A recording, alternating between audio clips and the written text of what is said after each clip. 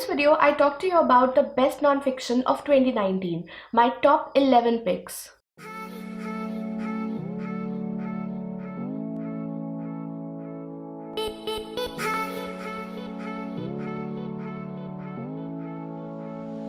Hey guys, I am Sankalpita and you are watching BookGeeks India, which is a channel where I make book-related videos. If you like books, if you love reading, make sure you're subscribed to my channel, like and share my videos, turn that notification on. And guys, please do comment because you know it that I absolutely love it when you comment. In this video, I talk to you about the best non-fiction books of 2019.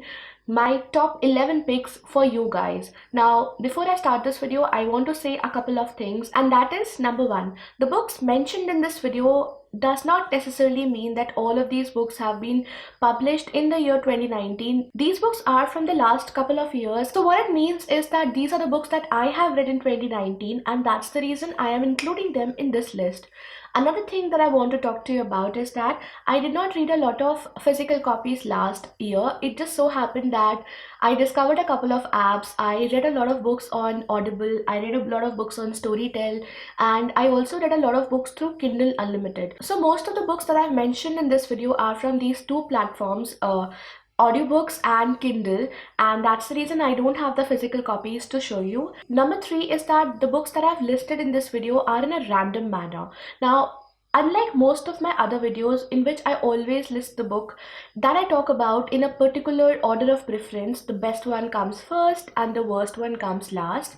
In this video, I have not done that. These are just random picks that I've segregated according to the category that they fall in. So I have mentioned biographies separately and books about social, politics and society separately. I mentioned books about travel separately, and I've mentioned books about wellness and self-help separately. Coming back to the video in question, I read a total of 143 books in 2019, and out of these 143 books, 45 books were non-fiction.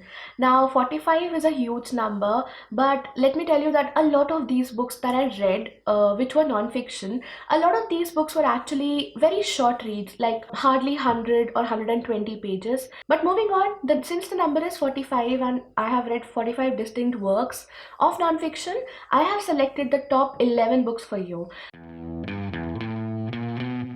Book number one is about a very serious topic, and though I have read two books about this topic this year, I am including only one in my top 11 list. So this is a book about environment, and the book is called How to Give Up Plastic by Will McCallum. Do you know that around 12.7 million tons of plastic enters our oceans every year, killing around 1 million seabirds and around 100,000 marine animals every year?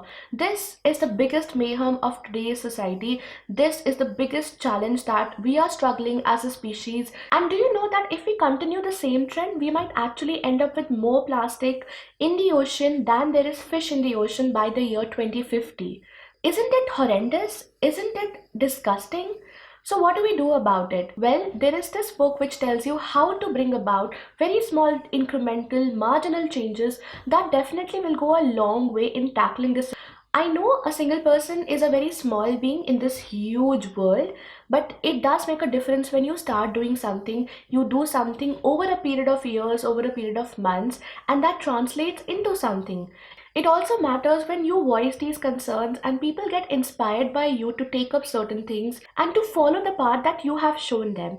So this book is a very small step in understanding the mayhem that is plastic pollution, understanding how we can save our oceans, we can save our planet, and in understanding how we can bring about small, gradual, incremental changes in our day-to-day life, things which are very practical, things which are very doable. So this is a book that I would recommend to everybody. It's a very short read. It's also available as an audiobook on Storytel, so you can go and check it out. It's a wonderful read, yes, but at the same time, it is a read which comes with a moral obligation. It is a book that we should pick up because we all are humans and we need to save our planet. The next set of books belong to the biography and memoirs section, and I have three books here which I want to talk to you about. So book number 2, which is the first book in this section, is Educated by Tara Westover. This is a phenomenal book in the sense that when I read it, I was so moved by it. It is such a beautiful read because it talks about education, a topic that is very close to my heart, And it tells us how we take certain things for granted. Even in a society where a lot of us are born with privilege, we need to take education seriously. And this book exactly shows us why. So, this is the story of this young American woman who went against the wishes of her own family to get herself an education. She was born into a family that believed in survivalism, that were a survivalist family, in the sense that they did not believe in anything institutional, be it education, be it medicine, hospitals. They did not believe in any kind of establishment, in any kind of modern civilization institute. Tara Westover was 17 years old when she first stepped into a classroom, and this journey for her was not at all an easy one. So, her family, like I told you, they believed in the end of the days and in being prepared for the end of the days. They staunchly believe that world is soon coming to an end and they will have to be prepared for it. So instead of going to a regular school, attending education like most of us do, Tara actually spent her entire childhood canning peaches and being prepared, just being prepared for the end of the world, which is something that is so hard to believe, and yet it is so well articulated in this book. So much so that you actually step into her shoes, Tara's shoes, and you understand the world, understand her childhood from her point of view. Like I told you, her father also did not believe in hospitals. So very serious medical conditions like burns, severe burns like concussions, like rashes, and a lot more, they were treated at home through herbalism, which is something that not many of us can believe, but it actually happened. But Tara's mind moved in a different direction. When her family was thinking about the end of the days, Tara was thinking about education. She tried to educate herself by teaching herself basic mathematics and basic English grammar to get herself into a university, and that's when she learned about the world that exists beyond her family and beyond the world that her family has acquainted her with. So this is a very revolutionary kind of book, and I absolutely loved it just because of the sheer determination of this young woman who started her first formal education at 17 years of age, but then she went on to go to Harvard and then Cambridge and get herself a PhD. So this is a phenomenal book, and it's written in a very, very poetic language. The language is just beautiful, and it's a good read. It's a very good read. The third book is also a memoir, and this is from a Pakistani author. So this book is called A Time of Madness. It's written by Salman Rushdie. Salman Rushdie is a Pakistani author. He's a traveler and he writes extensively about his travels in Pakistan. That also somehow is reflected in this book when he writes about a lot of things that he has experienced and seen in Pakistan. So this book actually takes us to the time of 1947. Now Salman's family used to live in Jalandhar, and obviously at the time of partition a lot of things happened, a lot of horrendous things happened, and something had happened that made Salman's family shift or move to Pakistan from Jalandhar. Now it must have been very gruesome because Salman's family never spoke about it. They just shut themselves away from it and they never went on to recollect that memory. But Salman is a person who wants history, who wants living history. So it was in 2008 that he decided to visit his ancestral village in the city of Jalandhar and just figure out what had happened back then, back in 1947. So this is a very short read, but at the same time it's a very emotional read about somebody figuring out their ancestral roots and going back to their ancestral village. And even though the emotions are very raw, it's written with a huge amount of passion, but there's a certain disconnect with events of the past, and he has found it in himself to forgive. It also has certain information about the living Pakistan, side of Pakistan that we don't really read about, but Salman kind of compares India with Pakistan also in this book. So in the end, it was a really interesting read for me, and that's the reason I would recommend it to you guys. The next book that I have is also a biography, memoir, and this is Among the Reeds by Tammy Botner. Now, Tammy Botner is an American. She's a physician in America. This is the story that she has written about her family from the point of view of her grandmother Molly, who had to flee along with the family from Belgium in Europe during the Nazi period when Jews were being persecuted left, right, and center. So this is a very horrific, a very gruesome, a very violent kind of memoir that revisits the past of her family, Tammy's family. Now, Tammy writes this book in a very interesting manner, so much so that it is almost story-like in the way it reads. And what I like about this book is that it is a book which is a living history, which is a thriving living history of not just Tammy's grandmother, but a lot of people in her family. We get to read about things which we cannot even imagine. We get to read about certain decisions which people had to make in order to survive and make sure that their family survived. So this is again a very shocking and heartbreaking read, but at the same time, it is a book that should be read by everybody. Book number 5 is called Divided by Partition, United by Resilience by Malika Ahluwalia. This is again a book on partition of India. I read a lot of books on India's partition, and that's because I started getting into a book and then I was very intrigued by the subject. And when you read something and you like it, a lot of similar suggestions pop up. So I read that book and then this book popped up, and I thought, okay, let me just go and read this one. So this is a book which is not the biography of one person. It is the story of 21 different people who went through partition, who saw it and experienced it in real life. And most of the stories that we read about partition talk about the horror that it was, the violence that people experienced, and just the negative aspects of it. But this is a book that talks about the resilience of human spirit, the sheer determination and hard work that some people had put into life. So this book tells us the story of 21 very successful people, famous personalities, Indian famous celebrities, people like Dr. Manmohan Singh, people like L.K. Advani, people like Brij Mohan Munjal, people like Madan Lal Khurana, people like Dharampal Gulati, Ram Jethmalani, Manoranjan Vyapari, and a lot of other people who, with the sheer strength of their human spirit and resilience and their effort and determination, managed to make it big. So this is a very inspiring read which tells you to never give up, and yeah, I would definitely recommend it to you guys. The next book is a book that falls into the category of history, society, and politics.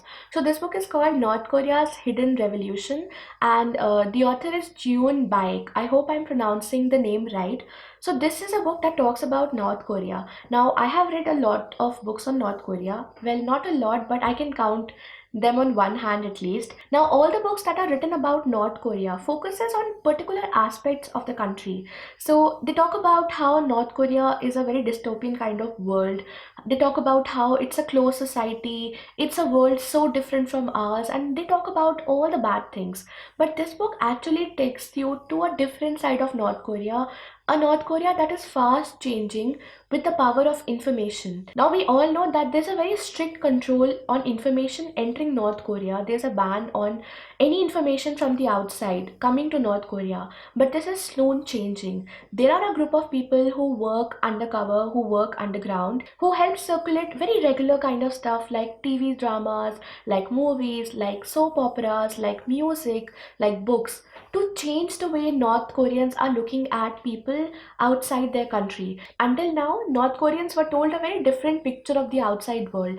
But this particular thing, this particular phenomena is so changing that North Koreans are realizing that the world outside is very, very different. And this is only because of this hidden revolution that is happening and changing the North Koreans' mindset. So the author presents a very contemporary kind of picture of North Korea, of today's North Korea, and she interviews a lot of people who have come out of North Korea, who have ran out of North Korea, defected to countries like China, to countries like South Korea, America, and a lot other countries. And these people have spoken about their own story, how they came to know about the world outside, how they came to empower this hidden revolution which is happening currently in North Korea. So if you are looking for a book on North Korea, even if you have never ever read a book on North Korea, this is a good book to go to.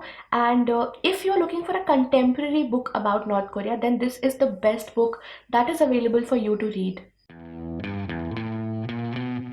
Book number 6 is also a book about society, politics, and a little bit of history. So this is Startup Nation, the story of Israel's economic miracle by Dan Senyo and Saul Singer. So this is a book that talks to us about a very important question, a $1 trillion question. Why is it that a country that is surrounded by enemies, in a constant state of war, a country which has only 7.1 billion people, a country which is only 60 years old, and with absolutely no natural resources of its own. Why is it that this country is becoming the poster boy of a financial, technological, economic, and innovative miracle? What is it that Israel has that makes it so different and so successful, even more than stable economies like America, like China, like even India for that matter? So, what is it about Israel that is so different from the rest of the world? Why is it that people who have tried to implement the Israel model of success, the Israel mantra, have failed? Countries like Dubai, like Singapore, have failed miserably. And why? You will get the answer in this book when you read it. Is it the country's unique culture? Is it that lust for survival? Is it the innovation boosting government policies? Is it the flat hierarchical structure, be it in government or public or private institutions? What is it that makes Israel so different? This is the book that answers all those questions, at the same time telling us a lot about the country that is Israel, the people that live in Israel, and its culture, its history, and a lot more things about it. So it's a very good read. It's a very informative read, also, I would say, and I absolutely loved reading it. The next book that I read is a book that combines politics, history, society, along with travel. And this is again a book that is about partition of India. So this book is called Gazing at the Neighbors, and it's written by Biswanath Ghosh. So this is a book that talks to us about the partition of India and the line that divided the Indian subcontinent. So it was in the June of 1947 that the British barrister Cyril Radcliffe was called to India and given only 5 weeks to draw a line to divide the Indian subcontinent. He had never ever traveled to any place as far south as India. The result was a line that was a hasty decision and a disaster just waiting to happen. A line that is 553 kilometers on the west side, which divided Punjab into two parts, and a line that is unbelievably long, 4096 kilometers long, that divided the Bengal into East and West Bengal. Now you would think that I am saying it wrong. After all, it cannot be 4000 kilometers long, but in fact it is so. Now a lot has been spoken about the partition of India. A lot has been spoken about the millions who were killed and the millions who were uprooted from their roots. But this is a different book in the sense that he visits all those places that lie on the border areas of the Radcliffe line on the Indian side, and he tries to understand life of the people who live there. He tries to see things through their perspective, and in doing so he brings to us a very different side of partition, a different side of India that we never read about. Now another thing that I like about this book is that a lot of books are focused on the partition that divided the Punjab region. Now this book focuses a lot on the east side also, the East Pakistan that was partitioned, that was carved out of the Indian subcontinent, and rightly so. So this book sheds light on that aspect, and I enjoyed reading it. I loved reading it, especially because I love travel and I love travel writing. So this is a book that combines all these things: history, politics, society, and travel, and it's a really good read.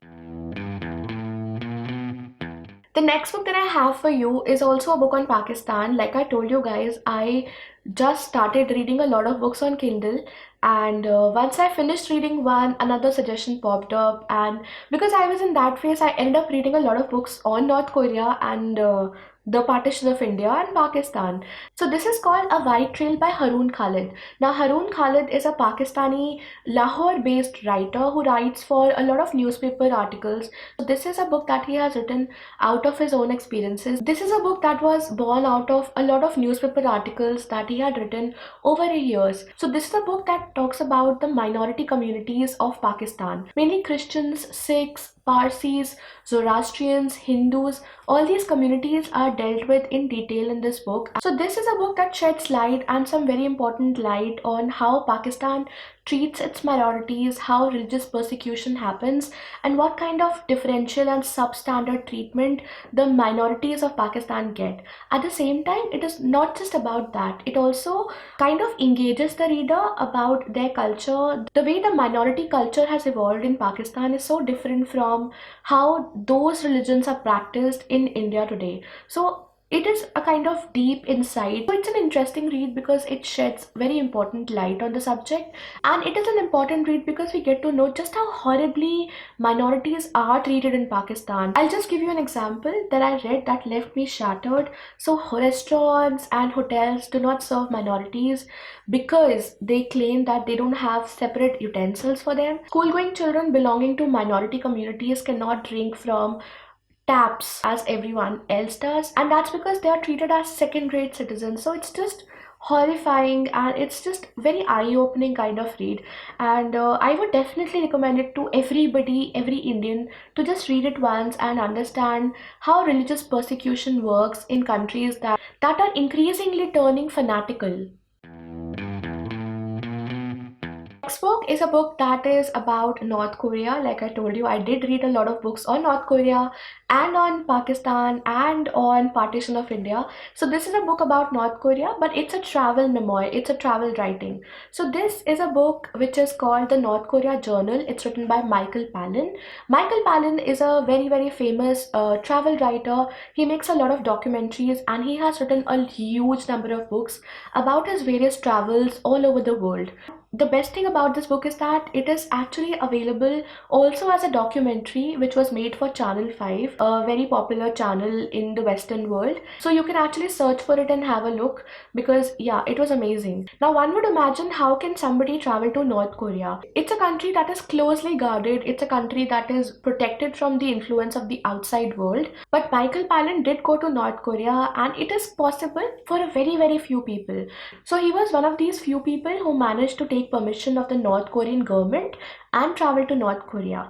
But at the same time, his 2 week travel period was very restrictive, in a sense that he was only supposed to be with the people appointed as tour guides, and he was only supposed to talk to those people. He cannot, in any condition, in absolutely any condition, talk to any member of the public, and he was strictly told what to do, how to do, and things like that. So this is something that the book sheds light on, and what I like about this book is that it also at the same time is very intuitive. So Michael Palin also writes about a lot more things that he was showed. So he goes beyond what was shown to him, and he kind of intuitively writes about the reality that exists beyond the facade. So in that way, I really love this book, and it's a very, very eye-opening read again. So yeah, if you are interested in travel writing or in North Korea, then this is your book to go to. Finally, guys, and I'm really, really sorry for it, because I did not read a lot of books on well-being and self-help. I did read some, but they were not that good. So I really didn't want to include them in this list, and that's the reason I have only one book in this genre, which is happiness and well-being. So this book is called Zen, The Art of Simple Living, and it's written by a Japanese monk called Shunmyo Masumo. Again, I'm very, very sorry if I'm butchering the name, but this is a book which is a very, very simple read. So I heard this book on my Storytel app, and I absolutely loved it. I was looking for a light read which spoke about happiness and well-being, and I was just browsing the Storytel app when I came across this one, and I loved reading it, mainly because it's a very simple read. So this book talks to us about very simple things, practical, doable things that we can implement in our life, in our daily life. Things like, just putting your shoes in order, things like exhaling deeply to remove all the negative emotions, things like keeping your house in order to maintain a state of calmness of mind, things like putting your shoes in a neat line to bring about more order into your life, and a lot more practical things which are very doable.